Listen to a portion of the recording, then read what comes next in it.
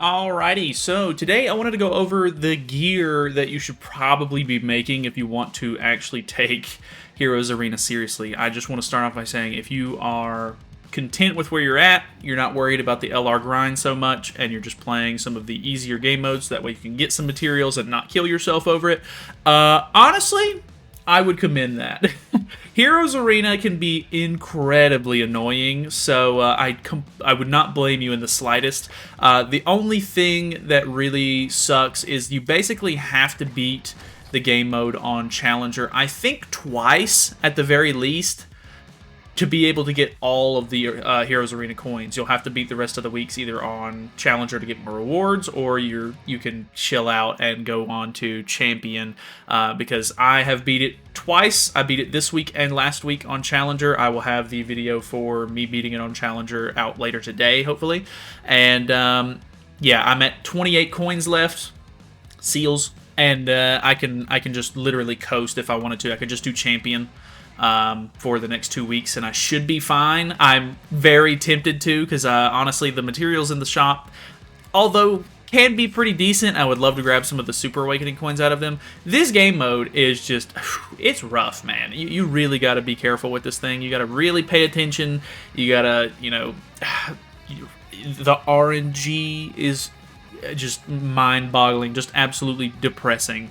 So, yeah, either way, we're going to go over the gear that I would recommend you make. Obviously, one of the big things that you have to worry about in Heroes Arena is having seasonal units and stuff like that. The seasonal units currently are the new Elaine that came out, who is not so great.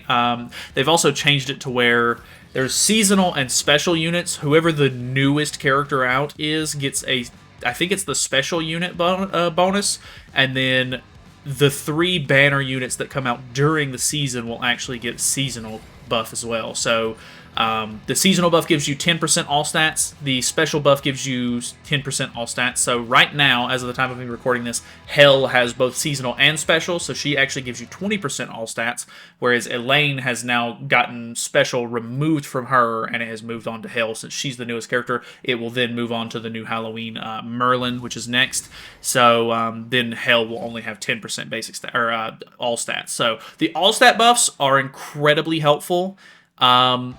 But it's not enough. So the thing that you're going to want to make is, I definitely recommend you make 4 different sets of crit defense gear, and then 4 different sets of crit resistance gear. These are going to help so much, because a lot of the characters nowadays, for them to do like really big damage to you and stuff like that, the meta has shifted, whereas like in the very beginning of Grand Cross, everybody made attack defense sets. Now everybody makes attack crit damage sets. So if you don't crit, the the move doesn't normally do nearly as much damage. So you can either use crit resistance pieces on characters, so that way they're not going to be able to crit you as often, or you can make crit defense pieces, so that way even when they do crit you, it's going to do less damage than it would have. So one of the biggest things that can be a problem is making sure that your gear is consistent. Nowadays, whenever I make gear, I make sure that I do, like if I'm doing HP or attack, because those require 4 pieces. You can see right here it says 4 set,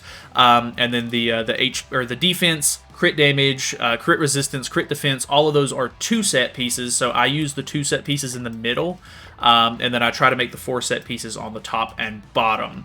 I'm not 100% sure. I did see a post on Reddit literally yesterday or the day before talking about does having, the gear in a certain slot give you better stats? I don't think so. There could be some very minimal gains there. I'm not 100% sure. Correct me if you know.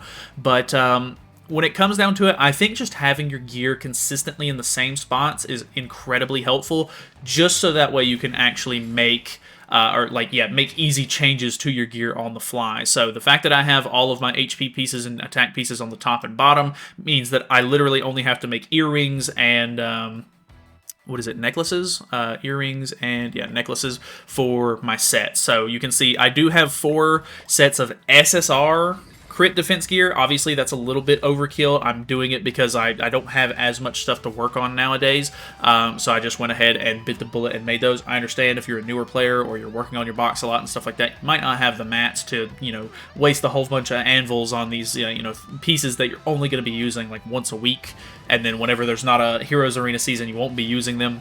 But nonetheless, having the SSR ones are good because you get more base stat, but I don't think it really matters too much because you're going to be getting the same like actual rolls from it anyway. So if I were to equip the crit defense pieces here, you'll see that the bonus that I get from having them is 40% flat, and I mean, even if I go and change it to the rare pieces here, it should still end up being 40%. So right here, 40%. So basically, you're just getting a little bit of extra base stat. So making rare gear, completely fine. I would probably suggest that you make rare gear just so that way you can actually re-roll the substats and stuff like that with gold. Because if you don't know, anything above rare, so SR and SSR gear, you do have to re-roll those pieces with anvils. You cannot re-roll them with gold. You have to use either anvils or diamonds.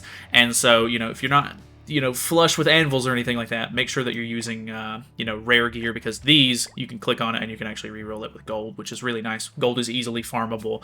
They always have, technically it's like half stamina for gold now. It used to be like 48 stamina per stage run. Now it's 24 all the time. You don't have to wait till Sundays to farm gold anymore. If you're newer or anything, make sure you're farming gold. Farming gold is so important. You know, everything takes gold in this game. But yeah, making these extra sets is going to be incredibly helpful. You'll see whenever the if you end up watching the season 3 video that I'm doing, it makes the world of difference. Like having just an HP defense set and going into a Heroes Arena, you're going to get obliterated. It's crazy. And the fact that the new season's teams are the updated Guild Wars teams.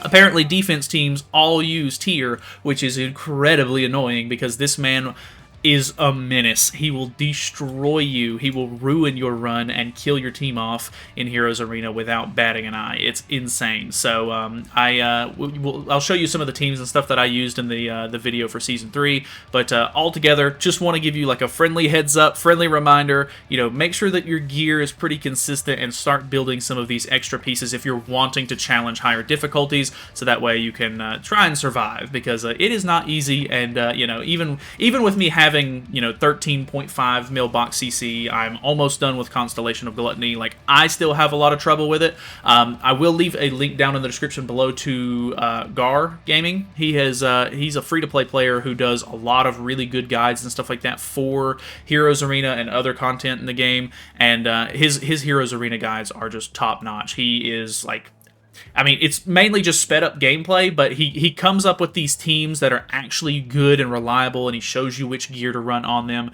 and it's great. It's honestly super good. He has all like free-to-play cosmetics and stuff like that, so you know that it works good. Even if you've invested in some of your characters, you'll know that you should be able to do it with the teams he's using. Obviously, you know, this is an end-game kind of content sort of thing. I mean, not necessarily end-game, but depending on which difficulty you're playing it on can be end-game. So you will have to invest into these units. You will have to try to make sure that you've got as many advantages as possible, because you're not going to be able to out-CC these teams unless you're just like big whale mode. So that's pretty much it for now. I will see you guys in the Season 3 video. So if this was helpful or anything, feel free to subscribe. Make sure you're building those sets out, because this thing is nuts.